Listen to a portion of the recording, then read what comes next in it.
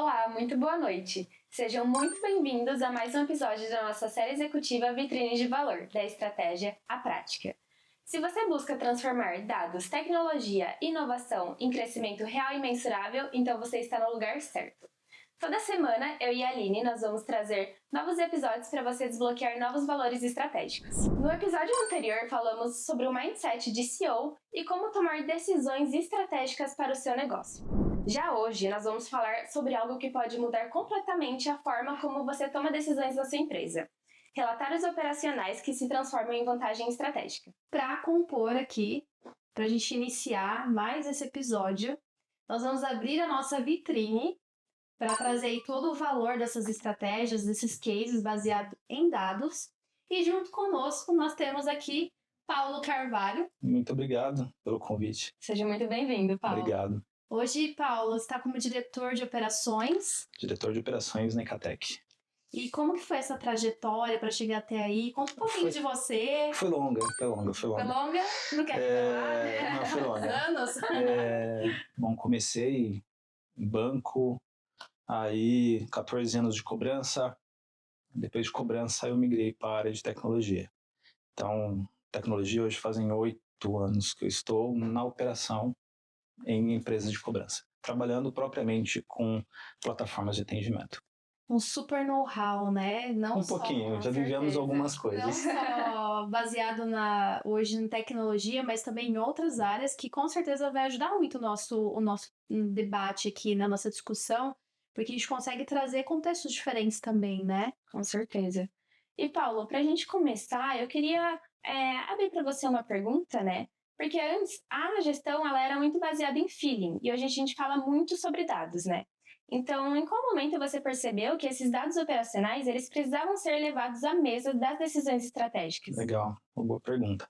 Lá atrás, enfim, alguns anos atrás, não se usava de fato dados, até porque você não tinha informações do jeito que tem hoje, né? Uma facilidade de número, até de processamento, enfim, não existia nem o profissional de dados de análise para isso.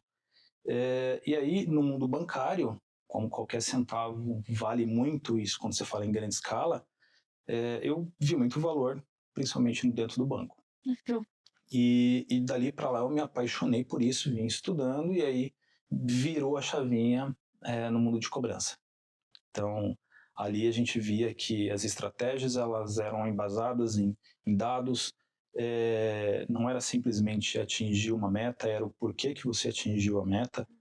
E aí eu trouxe isso para dentro da operação também, em todos os lugares que eu passei e certamente para onde eu for, pelo menos esse DNA vai existir, a análise de dados. Perfeito. E como diretor de operações, né, quais são os dados que você acompanha mesmo pessoalmente, que você acha que é super estratégico para o seu cargo, né, a sua área? Legal. É lógico, você tem uma responsabilidade bem grande por estar em cima de uma diretoria, onde você tem que olhar, obviamente, parte financeira, né, da empresa, que nós somos corresponsáveis por isso, mas operacionais, né, nós temos 3 ou 4 ali que são os mais importantes, que é o que a gente fala, pelo menos uma vez no dia a gente acaba falando, e eu olho e fico com ele aberto. Então, primeiro o TME, né, que é o primeiro tempo de espera do nosso cliente, quando ele entra em contato, o nosso TME, que é uma média de tempo que o cliente aguarda para ser solucionado, para comprar, ou enfim, o nosso First Call Resolution, que é o nosso FCR, quantas vezes a pessoa tem que entrar em contato para resolver um determinado problema, isso é uma métrica importante, e por fim, o tempo médio de atendimento, quanto tempo o cliente, a pessoa que entra em contato conosco acaba demorando ou ficando ali em atendimento com os nossos atendentes. Então, acho que essas 4 métricas são básicas e elas devem estar topo de quem faz gestão. Você consegue ter um overview geral, Sem né, dúvida. de como está a sua operação. Realmente Sem um dúvida. diagnóstico completo da operação. Exatamente. Hoje, eu vejo assim que muitas cadeiras estratégicas, assim como a sua, focam muito em, eu quero deixar de ser operacional, eu quero ser muito estratégico. E, inclusive, eu estava vendo um podcast esses dias falando exatamente sobre esse tema. E qual é a sua visão sobre isso, né? Porque são dados que são da operação. Sim. No meu ponto de vista, a gente não deve deixar, né, Aline? O operacional ele tem que andar junto com o estratégico. O operacional ele faz parte da estratégia, que é ali que a coisa acontece, é ali que o resultado acontece. Então, quando você se distancia muito ao ponto de perder visão, perder dados e não olhar para números em si, eu acho que o resultado ele tende a declinar, ou quando você se afasta demais, você perde algumas visões, aparecem algumas lacunas.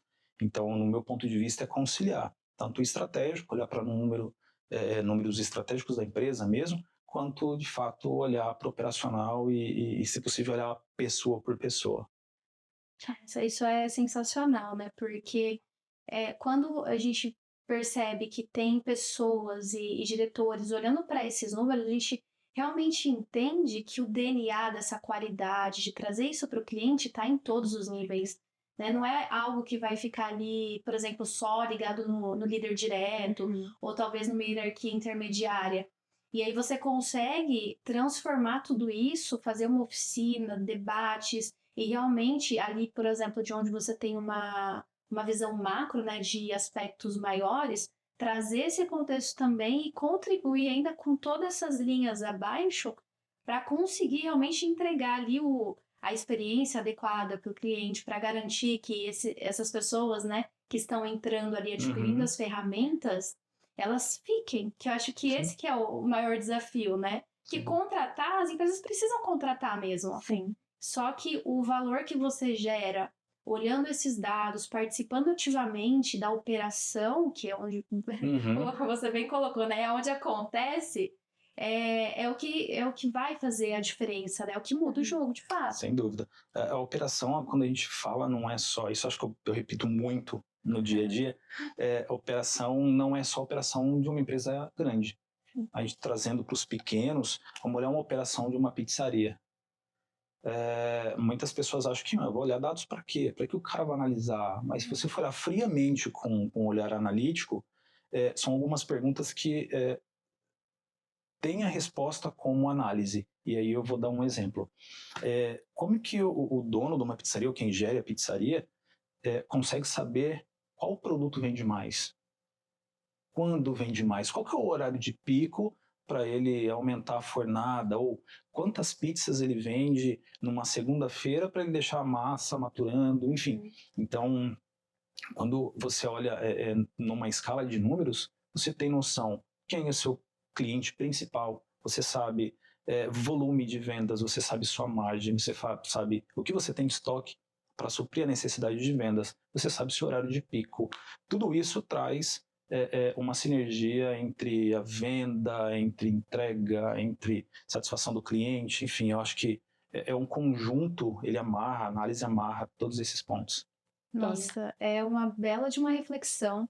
Até aproveitando já esse gancho, falando aí em previsibilidade de números, né? E realmente olhar para trás e otimizar isso, né, com base no que pode acontecer nas operações. Como que você faz isso hoje, né? Eu imagino que você tenha lá uma operação que faz esses atendimentos. E como que você consegue antecipar, por exemplo, vai gargalar, eu vou precisar contratar, ou como que eu faço para talvez não ter essa contratação de forma arriscada e antecipada, né? Às vezes a gente contrata errado, no momento errado. Como que É um problema feita essa sério, análise? né? É um problema muito sério. Principalmente quando se tem uma responsabilidade social muito grande, né? Então, quando você contrata, certamente a pessoa que você contratou, ela vai depender daquilo ali. Então, uma demissão nunca é bem vista. Agora, a questão de previsibilidade, a gente olha na minúcia. Então, detalhe por detalhe, dia, hora, por analista, e aí a gente consegue separar basicamente quem faz melhor o quê. Então, nós temos o Joãozinho, que ele é muito mais rápido, ou seja, ele vai para um atendimento mais rápido. Ao mesmo tempo, nós temos umas pessoas que são mais estratégicas, mais técnicas, eles atendem menos, porém, eles resolvem uma complexidade maior. Temos outros que a gente consegue manusear entre os times e que consegue se lidar bem. A gente olha também para o perfil comportamental. Então, acho que é a junção dessas figurinhas. E a previsibilidade, olhar para número. Então, qual dia da semana nós temos o maior pico com horário? Nós temos essa informação. Tudo isso dentro do relatório do sistema nosso. E o interessante é que a gente, conhecendo a fundo o nosso cliente, né, a gente consegue entregar uma experiência melhor para ele. E a gente consegue reter esse cliente também. Sem dúvida. E queria que você também trouxesse um pouquinho para a gente, Paulo, se teve algum momento, né, que algum dado operacional te alertou sobre algum problema e você conseguiu agir antes que ele se tornasse uma grande crise. Acho que todos os dias nós temos algum, todos os dias. Mas brincadeiras à parte, eu acho que uns que eu olho demais e qualquer percentual que muda para mais, um exemplo, cancelamento. É natural cancelar. Temos alguns índices, nossos índices são muito controlados. Eu acho que esse é o principal que eu olho e, assim, essa análise minuciosa diária, ela reflete num bom resultado, porque nada escapa. Então, fugir um 0,0 alguma coisa, você já consegue pegar, mexe dentro da operação, ou enfim, o departamento que for, para diminuir e retrair. Então, acho que o principal, acho que da empresa, de qualquer empresa, é cancelamento ou não ocorrer a venda. Então, Sim. quando você tem os números, você consegue prever e fazer ações corretivas. Esse ponto de previsibilidade, né? Quando você tem esses relatórios, então você acompanha no dia a dia a sua operação. Consegue identificar o quanto que realmente cada analista consegue suprir. Com base nisso, você olha ali as suas médias dia, semanais, mensais. Quando você tem uma fotografia do ano e você consegue fazer esses comparativos, você começa também a perceber sazonalidades. Sem dúvida. Épocas de feriados, que talvez, dependendo do nicho, aumenta muito o fluxo e outros diminui muito o fluxo. Sim. E se preparar para isso, né? Sem que dúvida. é o fundamental. Vamos trazer o exemplo da pizzaria de novo? Vamos. Desse jeito, vou querer pedir uma pizza no final desse episódio. A pizzaria eu acho que é algo comum na mesa praticamente de todos, né? Então é mais fácil a gente trazer como exemplo. A pizzaria, quando chega a época de frio, ela tem por si só a sazonalidade de ter menos pessoas dentro do local, então comendo ali. Uhum. Quando tá calor, isso aumenta, porque é a galera que tá pra rua. Então, short, camiseta e vai jantar. Na época do frio, é muita entrega. E aí tem um outro ponto que, como exemplo que nós estamos dando da pizzaria, o proprietário, enfim, quem faz a gestão, tem que estar muito atento, principalmente com o tempo de entrega. Então, imagina você ter um pico e você esquece de considerar que demora 1 hora. E aí a pessoa do outro lado da linha que solicitou está com fome, tem filho, 2 horas para entregar uma pizza. A experiência, que foi o que você citou, ela já não é uma boa experiência. Exato. Então, quando você se prepara, e a preparação faz parte da análise dos seus números, independente do setor que é, isso não te deixa entrar em maus caminhos ali. E é muito interessante até esse exemplo que você citou da pizzaria, porque muitas pessoas ainda acreditam que para você olhar para dados, você precisa ter uma empresa grande, né? Uma grande empresa. Só que não. Você tem um pequeno negócio, você olhando para esses dados, você consegue inclusive crescer. Sem dúvida. Sem dúvida. Todos que fazem gestão de empresa olham para dados, inconscientemente olham para dados. E aí eu vou dar um exemplo. Qual empresário não olha o quanto sobra ao final do mês? Para onde estão indo seus custos? Qual que é a sua margem? Se ele precisa aumentar preço, se ele precisa reduzir, se ele precisa trocar de fornecedor, renegociar, enfim. Ele olha inconscientemente. Isso é uma análise de dados, não tão profunda quanto uma análise massiva, mas é uma análise. Paulo, puxando nesse aspecto, né, de previsibilidade, escala, que nós estamos conversando bastante aqui, é possível eu escalar a minha operação sem inflar tanto o meu time, né? Porque eu vou ter um custo operacional maior e talvez essa conta não feche no final, né? Eu acho que é imprescindível, né? Imprescindível. Uma empresa, ela nasce, na verdade, para dar lucro. Logicamente, existem propósitos, mas o final ali, ela tem que dar lucro. E o lucro está diretamente ligado ao seu custo, que o custo está diretamente ligado a pessoas. Basicamente, quem está à frente, não só da operação, mas quem está à frente de empresa, tem que pensar em automação. Então, seja automação, tem N ferramentas aí, para que você consiga escalar com menos pessoas possíveis. E quando você coloca automação, você diminui erros, gargalos, enfim, aí você tem uma série de benefícios que vem atrelado à automação. Isso está diretamente ligado à contratação, né?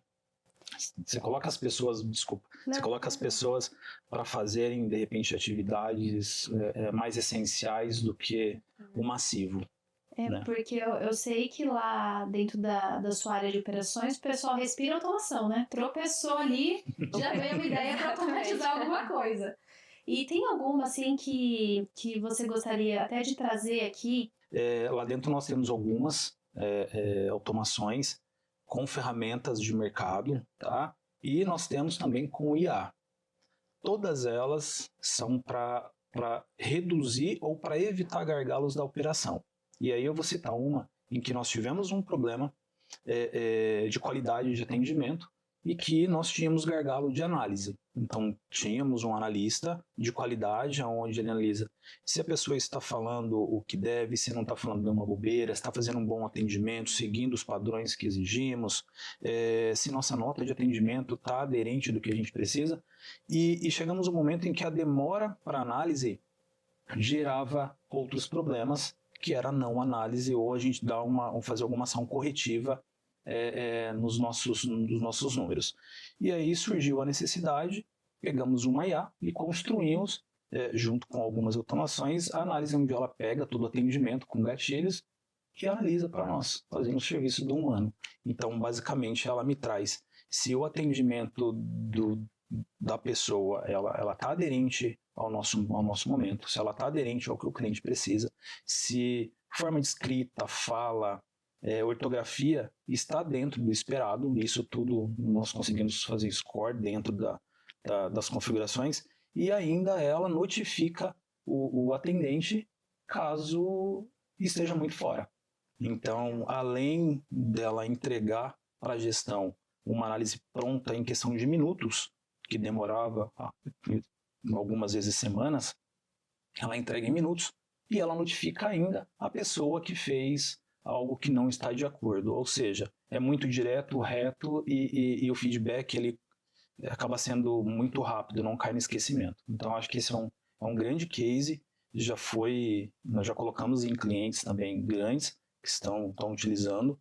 Então, acho que foi o melhor e o maior case que nós temos. E temos outros aí no forno saindo, mas esse fica para um outro momento. Além de resolver uma dor interna, ainda virou um produto, né? Virou um produto. Que sensacional. Virou produto. Toda automação, iniciativa, ela nasce de uma dor, né? Eu vejo assim que é mais a questão da gente mudar o mindset mesmo para conseguir pensar dessa forma. Porque quando a gente vem numa sequência de olhar a dor e sempre pensar da mesma forma, ou seja, tentando resolver como a gente sempre resolveu, a gente não vai conseguir pensar em automações. Mas hoje a gente tem muitas ferramentas que podem nos ajudar a pensar em formatos melhores, até o próprio GPT. Às vezes a gente coloca lá a dor X na operação, como que eu poderia trabalhar essa dor automatizando algum processo. A gente já tem ali meio que uma receita e aí a gente procura no mercado pessoas que conseguem nos apoiar com isso, ferramentas que estejam ali aderentes e prontas para ajudar também essas operações. Sem dúvida. Exatamente. E Paulo, para você, né, qual que é o papel da liderança operacional na criação de uma cultura orientada por dados? Então, como você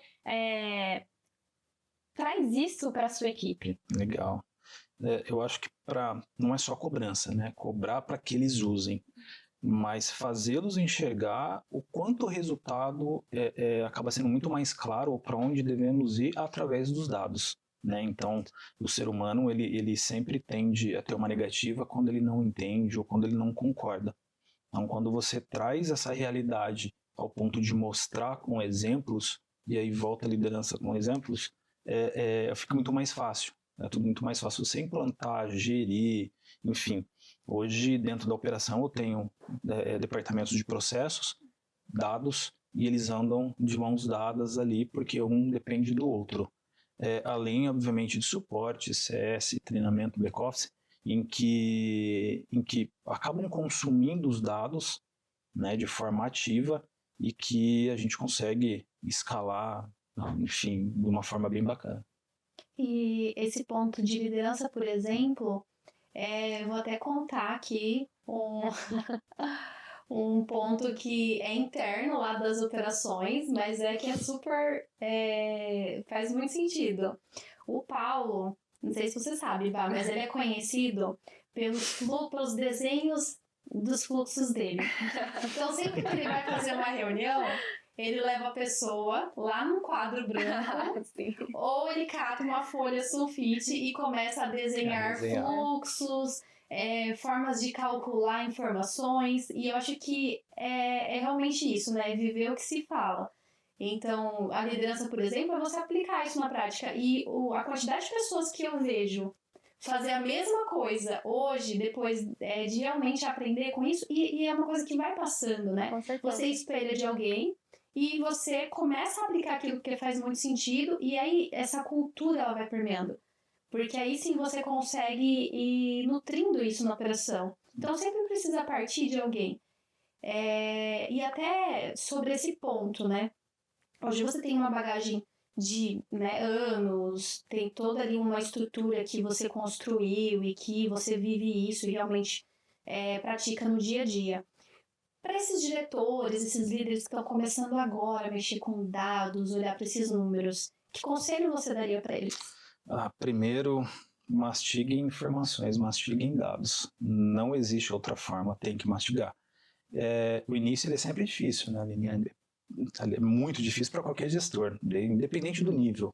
Então, quem está começando ali tem que olhar para números, tem que olhar. Não é gostoso no início, não é legal, é um negócio maçante, cansa, mas a hora que você enxerga o resultado aparecendo através das ações que você enxergou nos números, aquilo se transforma. Então, se orientem a dados e tomem decisões em cima de dados, sem o feeling trazendo para o início do nosso bate-papo. Não desistam, né? O feeling ele é importante, mas ele não pode ser o decisor total. O feeling ele te dá sentimento, né, propriamente dita ali, a tradução literária. Mas o caminho para onde você deve seguir e o quanto você deve acelerar ou não é os dados que vão te dar. Então, uma coisa anda atrelado, mas no meu ponto de vista, a parte de dados, de números, o quanto ele nos fala é extremamente mais importante. Você ter a certeza de onde você está agora e o que você pode fazer para atingir o seu objetivo. Sem dúvida, sem dúvida. Você precisa crescer 10% em 3 meses, como? Sim. Aumentar aqui, diminuir ali, reduzir ali, enfim. Só números, mais números. Maravilha, Paulo. E recentemente, né, você esteve aí uma imersão de tecnologia e inovação lá em São Francisco, no Vale do Silício. Sim. E eu queria entender com você o que mais te chamou a atenção. Legal. Foi fantástica essa imersão. Foi bem diferente das outras que eu participei, né? Nessa teve um viés ali muito de inteligência artificial voltado para a tecnologia, onde nós visitamos algumas empresas como Google, LinkedIn, Oracle, enfim. Tivemos alguns grandes players do mercado aí e vimos que a IA lá é algo já comum, algo que aqui no Brasil a gente está vivendo a era do GPT, né, para os comuns, né, e lá a galera está trabalhando, respira inteligência artificial. Tem até uma amiga minha que fala que lá o ar cheira IA, e a gente nunca tinha entendido isso. E de fato lá é assim. O que mais me chamou a atenção lá, falando de IA mesmo, propriamente dito, é a questão da cultura que eles possuem sobre construir em cima de automações com IA. Logicamente existem tecnologias por trás de borda que seguram essa tecnologia de pé, porém a IA está intrínseca em muitas coisas lá. E aí o que mais me chamou a atenção falando de IA é o carro da Waymo, que é do Google. Eles colocaram, enfim, vários carros para a rua, onde não tem motorista. E aí você fala, cara, que loucura, né? Aí remete lá atrás, puta, quando que esses carros vão andar sozinhos? Já tem. Exato. E é bem bacana que ele tem toda uma tecnologia, todo um aparato aonde te traz muita segurança. Então ele freia, ele para, semáforo, desvia de carro. Ele se comporta muito melhor que um humano dentro de um trânsito que muitas vezes é caótico em São Francisco. Né? Tem uma pequena parte de São Francisco lá que o trânsito é bem carregado. E ele se comporta muito bem. Digo que até melhor que um humano. E dados os números que a própria empresa soltou no mercado, onde tiveram uma redução de 84% de colisões, cerca de 65% de abertura de airbag e 73%, se não estou enganado, de relatos onde tiveram que chamar a polícia porque envolveu terceiros, já mostra que os próprios números em que reduziu muito. E a máquina ela vem ocupando um espaço onde o ser humano ainda existia. Canseira, o estresse, problema, uma noite mal dormida, enfim. Existem fatores físicos que a máquina não sente. Né? E aí, algumas perguntas que foram feitas para nós lá foi: para onde a IA vai nos levar? Ela vai tomar o lugar do humano? Eu digo que sim. Sim. Nesse caso da Aemo, lá a Uber já tem parceria com eles e hoje você não tem, pelo menos dentro desses carros que são centenas, não possui motorista. Ou seja, onde estão os motoristas de Uber que estariam dirigindo esses carros? Estão fazendo outras coisas mais importantes que a máquina ainda não consegue fazer. Então, para nós, humanos, nós temos que nos preparar, de repente, não para competir com a máquina, que não vai conseguir, e sim para geri-las. De que forma que a gente consegue gerir uma máquina para que eu ganhe tempo, produtividade, rentabilidade. Enfim, eu acho que esse é o ponto-chave dessa imersão. Como que a gente consegue gerir os agentes, como a gente consegue gerir toda essa inteligência e tirando, obviamente, bom proveito disso. Perfeito, muito interessante, né? Eu acho que tudo isso que você nos falou agora mostra que o futuro é agora. Ele está acontecendo exatamente nesse momento, Sim. né? E as pessoas precisam se adaptar a ele também. Sem dúvida. Estar à frente, né? Acho que é a chave. Olhar para os dados, estar à frente, se preparar. Isso aí. E, bom, finalizando agora, né? Primeiramente, agradecer, Paulo, por aceitar o nosso convite, por estar disponível aqui para compartilhar toda essa experiência.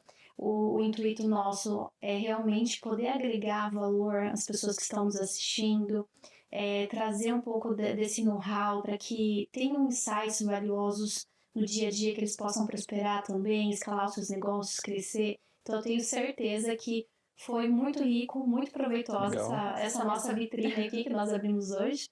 E espero ter conosco outras vezes também, pois teremos aí episódios até outubro. E vamos finalizando por aqui.